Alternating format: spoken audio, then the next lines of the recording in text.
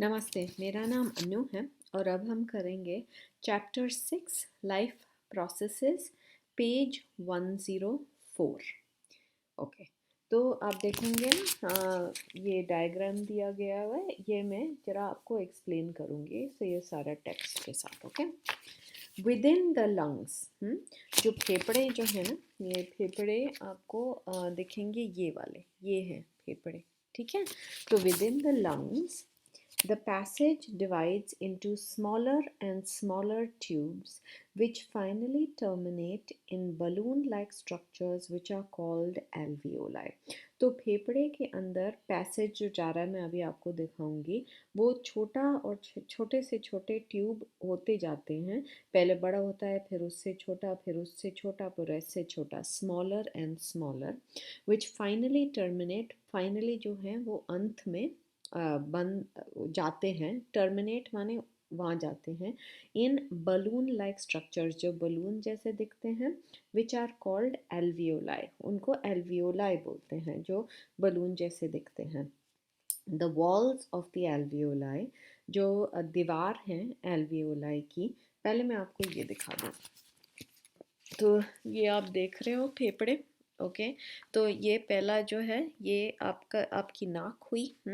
नाक से जो है पीछे ये गला हुआ, ये मुंह है, और मुंह के पीछे जो है गला है, और गला कनेक्ट करता है नाक को और मुंह को। ठीक है, फिर उसके बाद नीचे जाते हैं तो लैरिंक्स है, लैरिंक्स यहाँ है। उसके उससे आवाज़ निकलती है, वॉइस बॉक्स भी बोलते हैं उसे। फिर ये जो है, ये जो ट्यूब जा रही है नीचे नीचे, इसे ट्रेकिया बोलते हैं। इससे हवा जो है नाक से फेफड़ों के अंदर जाती है। अच्छा, तो ये ट्रेकिया जो है यहाँ है, ऑलराइट। और ये फिर से ब्रांच होती है, इसे बोलते हैं ब्रोंकाई। ठीक है, एक एक फेफड़े में एक ट्यूब जाता है, दूसरे फेफड़े में दूसरा ट्यूब जाता है, और फिर ये और छोटे छोटे छोटे छोटे होते जाते हैं, और उन्हें ब्रोंकियोल्स बोलते हैं। और ब्रोंकियोल्स भी छोटे छोटे छोटे छोटे होते जाते हैं, और फिर ये एल्वियोलाई होते हैं, एल्वियोलर सैक या एल्वियोलाई। ये वो बात कर रहे हैं, बलून जैसे होते हैं। तो एल्वियोलाई को अगर आप अंदर से ठीक से देखो, माइक्रोस्कोप में देखो, तो वो बिल्कुल ऐसे दिखेंगे आपको, बलून जैसे। ठीक है, और एकदम सैक्स जैसे, बलून जैसे सैक्स होते हैं।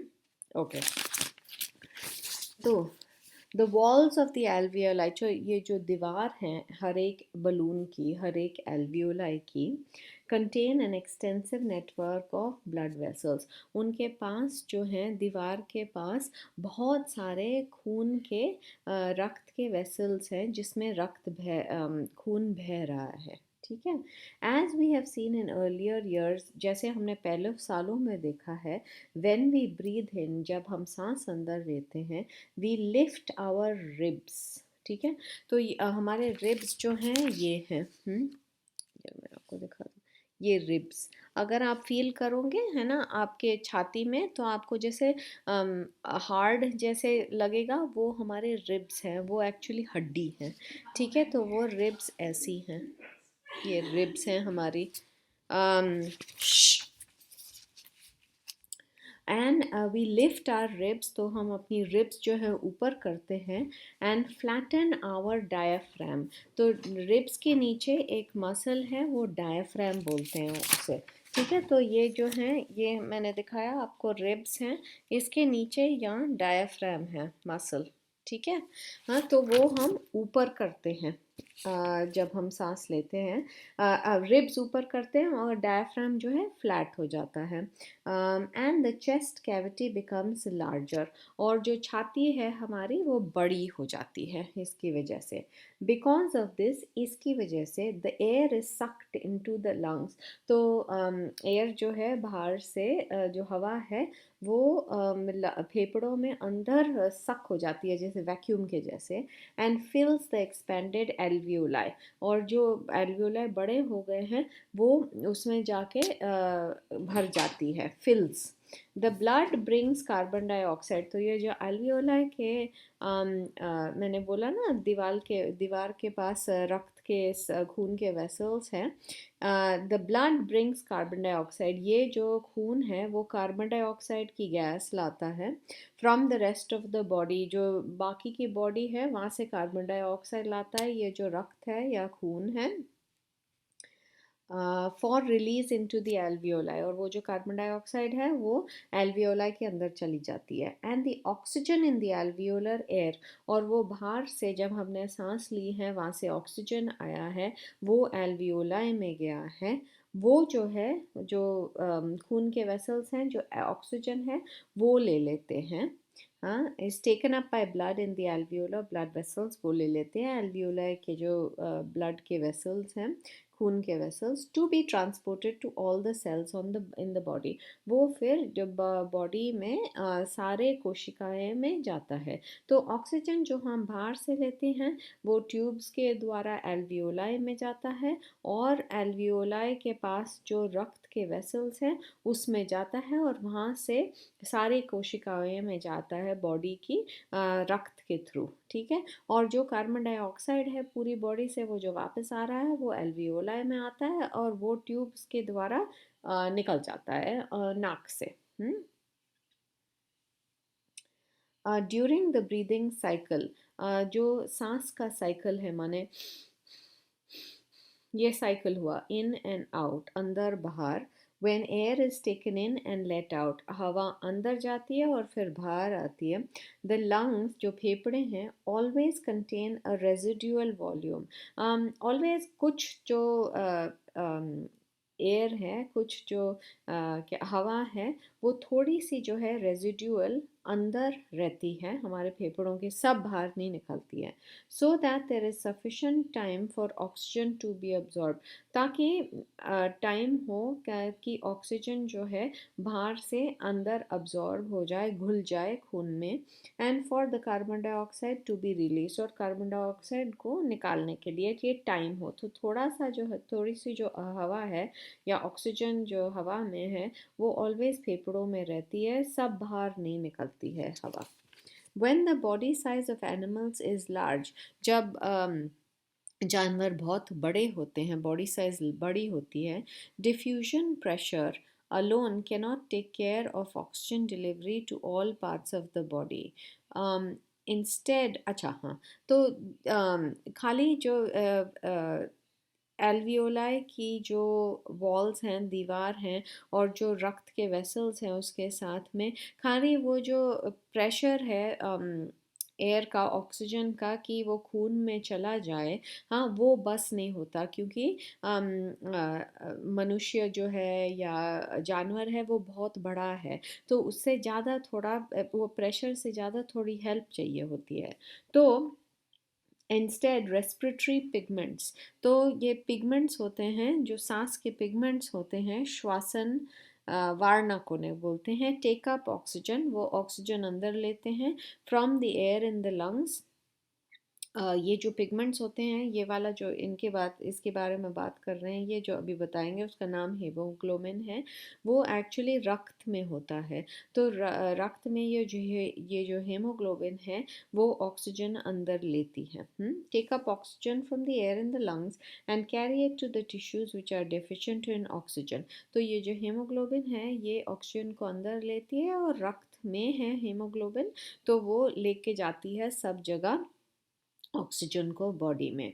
इन ह्यूमन बींग्स, मनुष्य में, the respiratory pigment is haemoglobin, जैसे मैंने बताया ये जो श्वसन वर्णक है, ये श्वासन वर्णक है, ये हीमोग्लोबिन है।